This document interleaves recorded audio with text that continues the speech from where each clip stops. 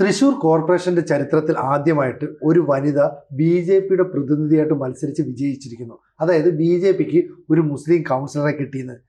ആർ.എസ്.എസിന്റെ തലപ്പത്തുള്ള മോഹൻ ഭാഗവതം പറഞ്ഞിരിക്കുന്നത് എല്ലാ സമുദായക്കാരെയും ഇങ്ങനെ ചേർത്ത് പിടിക്കണമെന്നാണ്.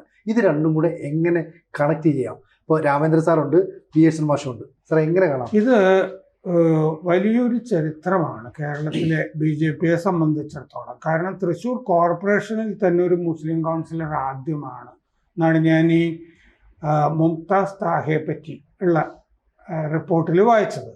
8 കൊല്ലമായിട്ട് മുംതാസ് താഹ ബി.ജെ.പിയിൽ അംഗമാണ്. മുംതാസിൻ്റെ ബാപ്പയും ബി.ജെ.പിയിൽ അംഗമാണ്. എന്ന് പറഞ്ഞാൽ ഒരു മുസ്ലിം കുടുംബം ബി.ജെ.പിയുടെ കൂടെ നിൽക്കുന്നു എന്ന് പറഞ്ഞത് അത്ര സാധാരണമല്ല, ചെറിയ കാര്യവുമല്ല. ഇവർ 2024 സുരേഷ് ഗോപിക്ക് വേണ്ടി പരസ്യമായി രംഗത്തിറങ്ങിയിരുന്നു. അങ്ങനെയാണ് പാർട്ടി ബി.ജെ.പി ഈ മുംതാസിനെ ശ്രദ്ധിക്കുന്നത്. അവർക്ക് ഇപ്പോൾ 37 വയസ്സുണ്ട്. അവർക്ക് സ്വന്തമായി സംരംഭകയാണ്, ബിസിനസ് ഉണ്ട്. എന്ന് പറഞ്ഞാൽ ഈ വളർത്തുമൃഗങ്ങളിലെ പെറ്റ്സ്, പൂച്ച, പട്ടി, ഇതുങ്ങളുടെയൊക്കെ പരിരക്ഷ അതൊക്കെ ചെയ്യുന്ന ബിസിനസ്സാണ് അവർക്കുള്ളത്. കേരളത്തിൽ 22 മുസ്ലിം വനിതകൾ ഇത്തവണ തദ്ദേശ സ്വയംഭരണ തെരഞ്ഞെടുപ്പിൽ ബി.ജെ.പിക്ക് വേണ്ടി മത്സരിച്ചിരുന്നു. 22 മുസ്ലിം വനിതകൾ. അതിൽ ഒരാൾ മാത്രമാണ് ജയിച്ചത്, മുംതാസ് താഹ. അപ്പോൾ മുംതാസ് താഹ ഒരു പുതിയ ചരിത്രം കുറിച്ചിരിക്കുന്ന മുസ്ലിം വനിതയാണ്. കേരളത്തിൽ മൊത്തം എടുത്താലും അതെ, ബി.ജെ.പിയുടെ ചരിത്രം എടുത്താലും അങ്ങനെയാണത്. കാരണം സനാതന ധർമ്മ പാതയിൽ എത്തിയിരിക്കുന്ന ഒരു മുസ്ലിം വനിതയാണ് മുംതാസ് താഹ. ഇവരുടെയൊക്കെ ജീവിതം കണ്ട് ഈ അബ്ജോദ് വർഗീസിനെ പോലുള്ള ചാനൽ അവതാരകരൊക്കെ പഠിക്കേണ്ടതാണ്. കാരണം സനാതന ധർമ്മം പകർച്ചവ്യാധിയാണെന്നല്ലേ അദ്ദേഹം അടുത്ത കാലത്ത് ആഹ്വാനം ചെയ്തത്. ഇത് കണ്ണൻകുളങ്ങര വാർഡിൽ നിന്നാണ് അവർ ജയിച്ചിരിക്കുന്നത്. അവിടെ കോൺഗ്രസിൽ നിന്ന് പിടിച്ചെടുക്കുകയായിരുന്നു ബി.ജെ.പി. അത് കോൺഗ്രസിൻ്റെ ഒരു കോട്ട കൊത്തളായിട്ട് കിടന്ന സ്ഥലം. 77 വോട്ടാണ് അവർക്ക് ഭൂരിപക്ഷം കിട്ടിയത്. അതും ചെറുതല്ലല്ലോ ഒരു കൗൺസിൽ ഡിവിഷനിൽ എന്ന് പറയുമ്പോൾ. അപ്പോൾ തൃശ്ശൂർ കോർപ്പറേഷനിൽ തന്നെ ഇപ്പോൾ ബി.ജെ.പിക്ക് 8 കൗൺസിലർമാർ ആയി. അതും വലിയ മുന്നേറ്റമാണ് അവിടെ. കാരണം LDFന് 11 കൗൺസിലർമാരേ ഉള്ളൂ അവിടെ. ബി.ജെ.പിക്ക് UDFന് 33 പേര് ഉണ്ട്. അപ്പോൾ ഇവരവിടെ ഒരു ഹെൽത്ത് സെൻറ്റർ ഉടനെ ഉണ്ടാക്കും എന്ന് മുംതാസ് പറഞ്ഞിട്ടുണ്ട്. അപ്പോൾ എല്ലാ പാർട്ടികളുമായിട്ടും നല്ല ബന്ധത്തിലായിരിക്കും ഞാൻ പോവുക എന്നും അവർ പറഞ്ഞിട്ടുണ്ട്. കേരളത്തിലെ സെൻസസ് വെച്ചിട്ട് 54.7% ഹിന്ദു. 2011 അവസാനം നടന്നത്. മുസ്ലിങ്ങൾ 26.6%, ക്രിസ്ത്യാനികൾ 18.4%. അപ്പോൾ മുസ്ലിങ്ങൾ ഇത്രയും ശതമാനം, ഒരു 30% അടുത്ത് ഒക്കെ ഉണ്ടെങ്കിൽ ആ മതത്തിൽ നിന്ന് അല്ലേ, അവരിൽ നിന്ന് ധാരാളം സ്ഥാനാർത്ഥികൾ ബി.ജെ.പിയിലേക്ക് വരേണ്ടതാണല്ലോ. ആർ.എസ്.എസ് എങ്ങനെയാണെന്നുള്ളത് ആർ.എസ്.എസിന് തീരുമാനിക്കാം. പക്ഷെ ബി.ജെ.പി ഒരു രാഷ്ട്രീയ പാർട്ടി എന്നുള്ള നിലയ്ക്ക് എല്ലാവരെയും ഉൾക്കൊള്ളണം, ആർ.എസ്.എസ് എല്ലാവരെയും ഉൾക്കൊള്ളണം എന്ന് മോഹൻ ഭാഗവത് പറഞ്ഞിട്ടുണ്ട്. പഴയ ഇലക്ഷൻ കമ്മീഷണർ SY ഖുറേഷി ഉൾപ്പെടെ ഒരു മുസ്ലിം പ്രതിനിധി സംഘത്തിനെ അദ്ദേഹം 2 കൊല്ലം മുമ്പ് സ്വീകരിച്ച് അവരുമായിട്ടൊക്കെ സംവാദമൊക്കെ നടത്തിയിരുന്നല്ലോ. അത്തരം സംവാദങ്ങൾ ആർ.എസ്.എസിൻ്റെ അകത്തും നടക്കുന്നുണ്ട്. ശ്രീ M ഇല്ലേ, അദ്ദേഹം ആർ.എസ്.എസുമൊക്കെ ആയിട്ട് ബന്ധപ്പെട്ട് സംവാദത്തിൽ ഏർപ്പെട്ട് നടക്കുന്ന ആളാണ്. അപ്പോൾ ഇവർക്ക് മുംതാസ് താഹയ്ക്ക് 2 കുട്ടികൾ ഉണ്ട്. ഒരു ദശകമായിട്ട് ബാപ്പ ബി.ജെ.പിയിലും ഉണ്ട്. അപ്പോൾ ഇതൊരു പുതിയ തുടക്കമായിട്ടാണ് എനിക്ക് തോന്നുന്നത്.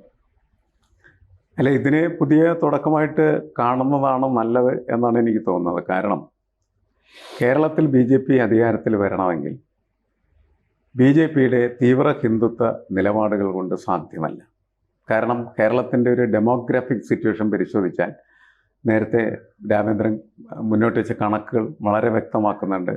ക്രിസ്ത്യൻ സമുദായത്തിൻ്റെയും അതേപോലെ മുസ്ലിം സമുദായത്തിൻ്റെയും കൂടി പങ്കാളിത്തത്തോടുകൂടി മാത്രമേ ഒരു രാഷ്ട്രീയ പ്രസ്ഥാനത്തിന് കേരളത്തിൽ അധികാരത്തിൽ വരാൻ കഴിയും. അപ്പോൾ അത് മറന്നുകൊണ്ട് ഈ ക്രിസ്മസ് കാലത്തൊക്കെ ബജരംഗ് ദൾ പോലെയുള്ള ആളുകൾ അവർ നടത്തുന്നതായിട്ടുള്ള പ്രവർത്തനം എന്ന് പറയുന്നത് ശരിക്കും ക്രിസ്ത്യാനികൾക്കെതിരായിട്ടുള്ള പ്രവർത്തനങ്ങൾ, അതൊക്കെ RSS നിയന്ത്രിച്ചു കഴിഞ്ഞാൽ അതിൽ നിന്ന് ഇങ്ങോട്ട് വരാൻ താല്പര്യമുള്ള ആളുകൾ തീർച്ചയായിട്ടും വരും. അതിൻ്റെ ഏറ്റവും നല്ല ഉദാഹരണമാണ് ഈ മുംതാസ് താഹ എന്ന് പറയുന്ന വനിത. നമ്മൾ ഈ പൊതുവെ നോക്കിയാൽ മുസ്ലിം ലീഗിലേക്ക് വനിതകൾക്ക് കാര്യമായ പ്രവേശനമില്ല, അല്ലേ? അതൊരു ആൺ പാർട്ടിയായിട്ട് മാത്രമാണ് അവർ കണ്ടുകൊണ്ടിരുന്നത്.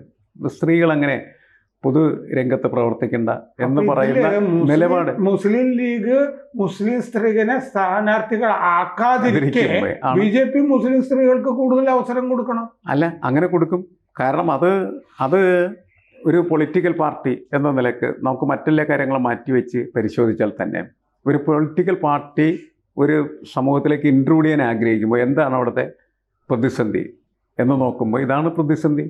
മുസ്ലിം സ്ത്രീകൾക്ക് പൊതുവേദിയിൽ വരാനും അതേപോലെ തന്നെ രാഷ്ട്രീയത്തിൽ മത്സരിച്ച് വിജയിക്കാനുമായിട്ടുള്ള അവസരം മുസ്ലിം ലീഗ് നിഷേധിക്കുന്നു. പല സ്ഥലത്തും മുസ്ലിം ലീഗിൻ്റെ സ്ഥാനാർത്ഥികളായിട്ട് ഇപ്പോൾ മുസ്ലിം സ്ത്രീകൾ ജയിച്ചിട്ടുണ്ട്. അതിനുള്ള കാരണം സംവരണമാണെന്നുള്ളതാണ്. കാരണം എന്താണ്, സ്ത്രീകൾക്ക് സംവരണം ചെയ്തിരിക്കുന്ന വാർഡിൽ പോയിട്ട് ഒരു മുസ്ലിം പുരുഷനെ പർദ്ദയിട്ട് മത്സരിക്കാൻ പറ്റില്ല. അതാണ് പ്രശ്നം. അതുകൊണ്ട് അവർ മുസ്ലിം സ്ത്രീകളെ അവിടെ മത്സരിപ്പിക്കുന്നു, അവർ ജയിക്കുന്നു.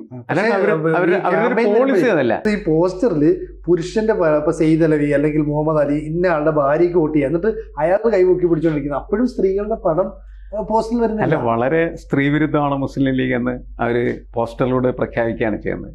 നമ്മളുടെ ആദ്യത്തെ തെരഞ്ഞെടുപ്പ് വോട്ടർ പട്ടിക അന്ന് തെരഞ്ഞെടുപ്പ് കമ്മീഷൻ അവതരിപ്പിച്ച സമയത്ത് അതിൻ്റെ അകത്ത് ഏറ്റവും വലിയ പെശക് എന്ന് പറയുന്നത് സ്ത്രീകളുടെ പേരിലായിരുന്നില്ല, അയ്യപ്പൻ്റെ ഭാര്യ എന്നൊക്കെ പറഞ്ഞിട്ടാണ് അതിനകത്ത് പേര് വന്നിരുന്നത്. അങ്ങനെ അവരെ ഇത് ചെയ്യാൻ വീണ്ടുമൊക്കെ ഇടപെടുകയും കുറേയൊക്കെ പരിഹരിക്കുകയൊക്കെ ചെയ്തു, മുഴുവൻ പരിഹരിച്ചില്ലെങ്കിൽ പോലും. അപ്പോൾ ഈ ഒരു കൺസെപ്റ്റ് എന്ന് പറയുന്നത് എനിക്ക് തോന്നുന്നത് പുരുഷാധിപത്യ സമൂഹത്തിൻ്റെ പാട്രിയാർക്കൽ കൺസെപ്റ്റിൻ്റെ ഒരു അവശിഷ്ടമാണ് ശരിക്കും. മുസ്ലിം ലീഗ് ഇപ്പോഴും മുതൽ വളരെ ശക്തമായിട്ട് ചോന്നുകൊണ്ട് നടക്കുന്നുള്ളതാണ്. അത് പൊളിക്കാൻ BJPയുടെ ഈ സമീപനം വളരെ സഹായകരമായി തീരും എന്നാണ് ഞാൻ കണക്കാക്കുന്നത്. കാരണം നിയമസഭയിലേക്ക് മുസ്ലിം ലീഗ് കേരളത്തിൻ്റെ ചരിത്രത്തിൽ ഇതുവരെയായിട്ടും ഒരു മുസ്ലിം വനിതയെ വിജയിപ്പിച്ചിട്ടില്ലല്ലോ. നിയമസഭയിലേക്കോ ലോക്സഭയിലേക്കോ അവർ വിജയിപ്പിച്ചിട്ടില്ല. തോൽക്കാൻ പറ്റുന്ന സ്ഥലത്ത് അവർ കൊണ്ടു നിർത്തും. കഴിഞ്ഞ തവണ മത്സരിക്കണമെന്നൊക്കെ വലിയ ആവശ്യം ഉന്നയിച്ചപ്പോൾ വളരെയധികം ബഹളം ഉണ്ടാക്കിയതിന് ശേഷം മാത്രം സംഭവിച്ചൊരു കാര്യമാണ്. പക്ഷെ അത് അവർ തന്നെ തോൽപ്പിച്ചു കളയും. പക്ഷെ മാത്രമല്ല, ഈ സംസ്ഥാന നേതൃത്വത്തിന്റെ യോഗമൊക്കെ ലീഗ് നടത്തില്ല. അപ്പോഴൊന്നും ഈ ദൃശ്യങ്ങൾ എടുക്കാനൊക്കെ നമ്മൾ മാധ്യമപ്രവർത്തകർ പോകുമ്പോൾ ഇവരൊന്നും വേദിയിലുണ്ടാവില്ല. അഥവാ ഉണ്ടെങ്കിൽ തന്നെ ഈ പറയുന്ന ഈ പറയുന്ന അതൊന്നും മാറ്റേണ്ടതില്ല. എന്താണ് രാമേന്ദ്രൻ പറഞ്ഞത്? അത് അതിൻ്റെ അകത്ത് ഈ പാട്രിയാർക്കി എന്ന് പറയുന്നത് CPMന്റെ അകത്തും അങ്ങനെ തന്നെയാണ്. അല്ലെ, എല്ലാ പാർട്ടിയിലും ഉണ്ട്. എല്ലാ പാർട്ടിയിലും ഉണ്ടല്ലോ. കാരണം എന്താന്ന് വെച്ച് കഴിഞ്ഞാൽ പോളിറ്റ് ബ്യൂറോയിൽ CPMന്റെ പോളിറ്റ് ബ്യൂറോയിൽ ഒരു മുസ്ലിം വനിത വന്നിട്ടുണ്ടാവും. അപ്പോൾ ഈ സംസ്ഥാന സെക്രട്ടേറിയറ്റിൽ CPMന്റെ മുസ്ലിം വനിത വന്നിട്ടുണ്ടാവും. PK സൈനബയ്ക്ക് വേണമെങ്കിൽ വരാമായിരുന്നു എന്നൊക്കെ ഞാൻ കരുതിയിരുന്ന അവസരങ്ങളൊക്കെ ഉണ്ട്. പക്ഷെ അവര് പെട്ടെന്ന് തഴയപ്പെട്ടു. കാരണം ഈ PV അബ്ദുൾ വഹാബിന് സ്വാധീനമുള്ള ഒരു മേഖലയിലാണ് ഈ സൈനബയും പ്രവർത്തിക്കുന്നത്. അപ്പോൾ CPM തീരുമാനിച്ചു നമുക്ക് അബ്ദുൾ വഹാബ് മതി ആ മേഖലയിൽ നിന്ന്, സൈനബ അങ്ങനെ വേണ്ട എന്ന്. രണ്ടുപേരുടെയും ബാപ്പമാരെ സുഹൃത്തുക്കളൊക്കെ ആയിരുന്നു ഈ വഹാബിന്റെ എന്നാണ് എന്നോട് സൈനബ പറഞ്ഞിരിക്കുന്നത്. അപ്പൊ അതുകൊണ്ട് ഈ പാട്രിയാർക്കി എന്നുള്ളത് എല്ലാ പാർട്ടികളിലും ഉണ്ട്. അപ്പൊ BJPക്ക് ചെയ്യാവുന്ന എന്താന്ന് വെച്ചാൽ BJP നേരത്തെ തന്നെ രാജമാതാ വിജയരാജ് സിന്ധ്യ ഒക്കെ പോലുള്ള വലിയ നേതാക്കളൊക്കെ ഉണ്ടായിരുന്ന പാർട്ടിയാണ്. അവർ പ്രഖ്യാപിച്ചിട്ടുണ്ടല്ലോ 50% സ്ഥാനാർത്ഥികൾ നിയമസഭയിലേക്കും അല്ലേ വനിതാ സ്ഥാനാർത്ഥികളെ നിർത്തും എന്നുള്ളത്. അവര് കോർപ്പറേഷനിലെ മറ്റേ പട്ടികജാതി വർഗക്കാരെ ആയ വനിതകളെ ജനറൽ സീറ്റിൽ നിർത്തി ജയിപ്പിച്ചിട്ടുണ്ട് അവിടെ തിരുവനന്തപുരത്ത് BJP. അപ്പം BJPക്ക് ഈ ഒരു ഗ്യാപ്പ് ഉണ്ടല്ലോ, ഈ മുസ്ലിം ലീഗിൻ്റെ അകത്ത് സ്ത്രീകൾ നേരിടുന്ന വിവേചനം, ഇതിനെയൊക്കെ ഇങ്ങനെ ചോദ്യം ചെയ്ത് പരസ്യമായി ധാരാളം മുസ്ലിം വനിതകളെയൊക്കെ സ്ഥാനാർത്ഥികളായിട്ട് ഇത്തവണ 22 എന്ന് വന്നില്ലേ, അതൊക്കെ വളരെ ശരിയാണ്. മാത്രമല്ല സുരേഷ് ഗോപിക്ക് ധാരാളം മുസ്ലിം സ്ത്രീകൾ അവിടെ വോട്ട് ചെയ്തിട്ടുണ്ടല്ലോ. തീർച്ചയായിട്ടും മുസ്ലിങ്ങളും അതേപോലെ തന്നെ ക്രിസ്ത്യാനികൾ വോട്ട് ചെയ്തതിൻ്റെ പേരിലാണുള്ള സുരേഷ് ഗോപി വിജയിച്ചു. ഇത് മാത്രമല്ല, നമുക്ക് മറ്റൊരു ഉദാഹരണം പറയുന്നത് വിശ്വനാഥൻ ഈ തെരഞ്ഞെടുപ്പിൽ CPM-ൻ്റെ സ്ഥാനാർത്ഥിയായിരുന്നു. അദ്ദേഹം സംവരണ വാർഡിലല്ല മത്സരിച്ച്, ജനറൽ വാർഡിൽ മത്സരിച്ച് ഗോത്രവർഗ്ഗക്കാരനാണ്. അപ്പം ഞാൻ പറയുന്നത് ഇത്തരം പാഠങ്ങൾ പൊതുവേ നമ്മുടെ സമൂഹത്തിന് നല്ലതാണ്. അതിൽ BJPക്ക് ഒരുപാട് സ്പേസ് ഉണ്ട് മറ്റുള്ളവരെക്കാൾ കൂടുതൽ. മറ്റുള്ളവരൊക്കെ ഈ സ്ഥിരം തൊഴിലാളികൾ ഒരുപാടുള്ളതിൻ്റെ പേരിൽ അവരൊക്കെ മാറ്റി കൊണ്ടുവരാൻ ബുദ്ധിമുട്ടാണ്. BJPക്ക് സ്ഥിരം തൊഴിലാളികൾ അധികമില്ല. അവിടേക്ക് ഈ സ്പേസിൽ നിന്ന് ആളുകൾ വന്നാൽ, മുസ്ലിങ്ങളും അതുപോലെ തന്നെ ക്രിസ്ത്യാനികളും സ്ത്രീകളും ഒക്കെ വന്നാൽ വ്യത്യസ്തമായിട്ടുള്ള ഒരു പൊളിറ്റിക്കൽ ഷെനാരിയോ രൂപപ്പെടാനുള്ള സാധ്യത, അതിൻ്റെ ഒരു സാധ്യതയാണ് ഈ മുംതാസ് താഹ നമ്മളുടെ മുന്നിൽ വെച്ചിരിക്കുന്നത്. ശരിക്കും പറഞ്ഞാൽ ഈ മുംതാസ് താഹയെ പോലെയുള്ള വനിതകൾ ഇപ്പം അവിടെ ഒരു കൗൺസിലറായിട്ട് വരുന്നു, അല്ലെങ്കിൽ കോർപ്പറേഷനിൽ ഒരു ഭാരവാഹിയായിട്ട് വരുന്നു എന്ന് പറഞ്ഞാൽ കൂടുതൽ മുസ്ലിങ്ങൾ ഈ BJP എന്ന് പറയുന്ന പാർട്ടിയിലേക്ക് ആകർഷിക്കപ്പെടുമെന്ന് വിശ്വസിക്കാൻ പറ്റുമോ? അത് പറ്റുമല്ലോ. കാരണം എന്താണെന്ന് വെച്ച് കഴിഞ്ഞാൽ ഏത് സമൂഹത്തിലും മാറ്റങ്ങൾ ഉണ്ടാക്കിയിട്ടുള്ള ആണുങ്ങളൊന്നുമല്ല, അത് സ്ത്രീകളാണ്. ഈ കേരളത്തിലെ നമ്പൂതിരി സമുദായത്തിലെ പരിഷ്കരണങ്ങളുടെ ഒക്കെ അല്ലേ ഏറ്റവും മുമ്പിൽ നിന്നതൊക്കെ സ്ത്രീകൾ വരുന്ന സമയത്ത് ആ മാറ്റങ്ങൾക്ക് കുറേ കൂടി തീവ്രത ഉണ്ടാവും, ആത്മാർത്ഥത ഉണ്ടാവും. അവർ പറ്റിപ്പ് പരിപാടികൾ വളരെ കുറവുള്ളവരാണ് ശരിക്കും. അപ്പോൾ ഈ സാധ്യത ഉപയോഗിക്കപ്പെടട്ടെ എന്ന് വേണമെങ്കിൽ നമുക്ക് പ്രതീക്ഷിക്കാം എല്ലായിടത്തും. പ്രേക്ഷകരോട് ഒരു അഭ്യർത്ഥനയുണ്ട്. ABC-ക്ക് ഒരു ഹിന്ദി ചാനൽ കൂടിയുണ്ട്. അത് കേരളത്തിന് മാത്രമല്ല, ABC ഭാരതത്തിന് തന്നെ ഒരു ജാലകമാകണം എന്ന ആഗ്രഹത്തിൽ നമ്മൾ കുറച്ചു കാലമായി ഈ ഹിന്ദി ചാനൽ തുടങ്ങിയിട്ട് നന്നായിട്ട് പോകുന്നു. അതും സബ്സ്ക്രൈബ് ചെയ്യുക.